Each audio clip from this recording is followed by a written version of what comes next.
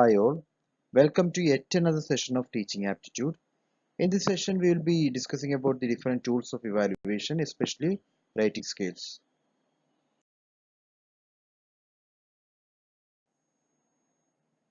There are different tools used for evaluation.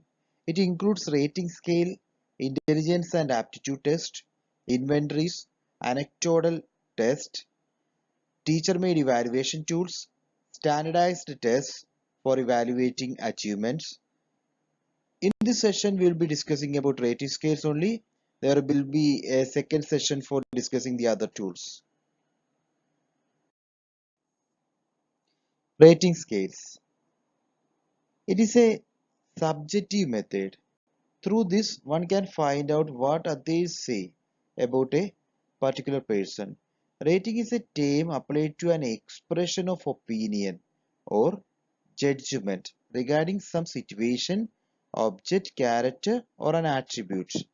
Rating refers to a scale with a set of points which describe varying degrees of dimension of an attribute that is being observed. So rating scales are used for evaluating a particular person or a particular thing. According to Ruth Strang, rating is in essence directed observation. So there will be a platform, there will be a manner in which observation is made. Such observation is known as rating. We can classify rating scales into five broad categories. It includes numerical scales, standard scales, geographic scales, rating by cumulative points, forced choice ratings. First one is numerical scale. In the typically numerical scale, a sequence of defined numbers is applied to the rater or to the observer. The rater or the observer assigns to each stimulus to be rated an appropriate number in line with these definitions or descriptions. So you can see here, there are 9 numbers assigned and each number is given a particular stimulus. So for example, 1 is given most unpleasant while 5 is given indifferent or 9 is given most pleasant. Each stimulus will be rated on the numbers given. So if there is a number supporting to a situation, it is called numerical scale. Second one is graphic scale. The graphic scale is the most popular and most widely used type of rating scale. In this scale, a straight line is shown vertically or horizontally with various dues to help the rater. The line is either segmented into units or it can be continuous also. Please go through the example given. Here there are two examples given. One is semantic differential graphics rating scale, in which you can see it is segmented into different parts. 1, 2, 3, 4, 5, 6, 7. Poor denotes 1, then a better situation will be going to 2. Likewise, it is divided. So there are two types. There it can be straight line also. So there are two types, a straight parallel line or a segmented line. If the line is segmented, the number of segments can vary from case to case. In this case, there is 7 segments, while in some another case it can be differentiate. It can be 6 or 7 or 8. It will different in different situations. You can see that in Likkert's type of graphic scale as well. There are different segments, and each segment has given us different value, like unsatisfactory, below average, above uh, average or outstanding. All these values are assigned to the rating scale. That is again a segmented type of rating scale.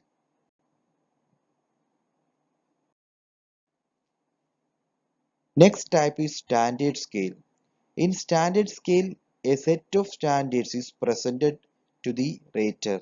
The standards are usually objects of some kind to be rated with the pre-established rating values. So while using the standard scale, the standard values are compared with actuals in order to evaluate the deviations, and these deviations will be further used for taking corrective actions. Next method is rating by cumulated points. While comparing with the other methods, it is totally different in the method of scoring. The rating score for an object or individual is taken as the sum or average of weighted or unweighted points. For this method, there will be a checklist or a guess who technique, and the data is collected using this method, and the data will be evaluated on the basis of the averages or the sum of answers given. Next method is forced choice rating. In this method, the ratee has to say whether he has a trait which is more than, or he has an interest which is more than while comparing with another. So it's a comparative method in which the testee has to select one method and the while eliminating the other methods. Advantages of rating scales. It can supplement the original scores. Secondly, selection of students are possible. Third, it is useful for the teacher for evaluation. Fourth, knowledge of the process and the progress of the student can be evaluated. Fifth, knowledge of achievements and progress of students.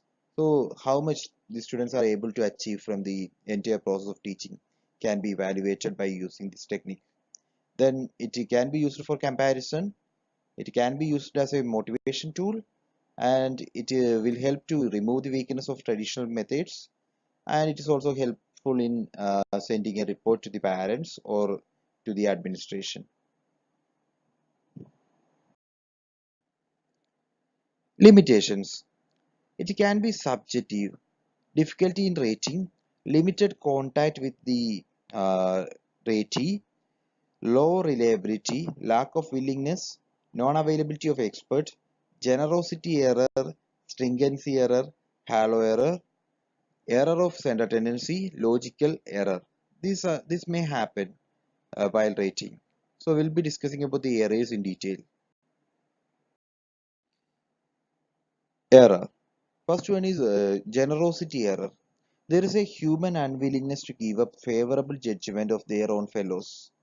The rater own feeling and sympathy towards a particular ratee compels him to be generous while rating a particular individual.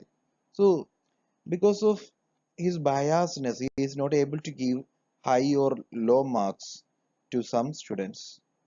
Next one is stringency error. Some raters have the tendency to rate all the individuals low. There may be some student, there may be some teachers who will be giving low marks to all the students. Next is halo error. In case of halo error, there is a tendency to rate in terms of general impressions about the ratee formed on the basis of some previous experiences.